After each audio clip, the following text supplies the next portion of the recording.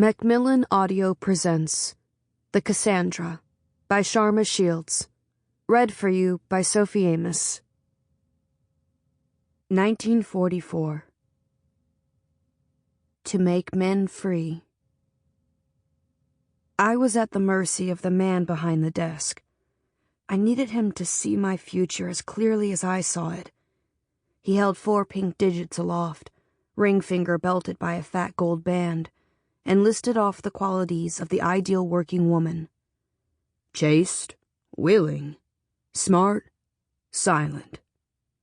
I swallowed his words, coaxed them into my bloodstream, my bones. I crossed my ankles and pinned my knees together, morphing into the exemplary she. The man eyed me with prideful ownership. Frankly, Miss Groves, you're the finest typist we've interviewed. Your speed and efficiency are commendable. I opened up my shoulders, smiling.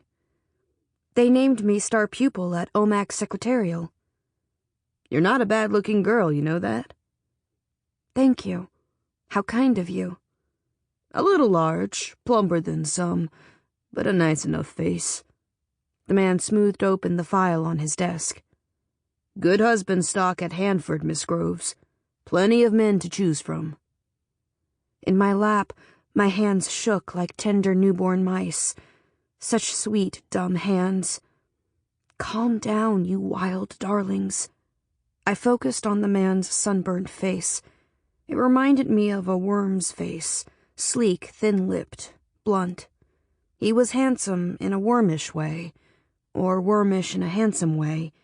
If I squinted just a little, his head melted into a pink oval smudge. We spoke in a simple recruiting office in my hometown of Omak, Washington. All of Okanagan County was abuzz with the news of job openings at Hanford. It was like this, too, when they started construction at Grand Coulee Dam. We were patriots. We wanted to throw ourselves into the enterprise. Men and women, help us win. Work at Hanford now, the Omak Okanagan Chronicle urged. I'd snipped out the newspaper article and folded it into my pocketbook, away from Mother's prying eyes. I was here in secret, and the secrecy delighted me. Goose pimples bubbled up on my forearms, and I tapped my fingers across them, tickled by how they transformed my girl flesh into snakeskin. The room we sat in was crisp and clean, beige-paneled walls, pine floors, plain blue drapes. A war poster hanging behind the recruiter's wormhead featured a young, attractive woman in uniform, crimson lips, chin nobly lifted, blue eyes snapping and firm, their color enhanced by the stars and stripes rippling behind her. Her proud expression spoke to me. I'm here, Mildred. I can help you. I smiled at her.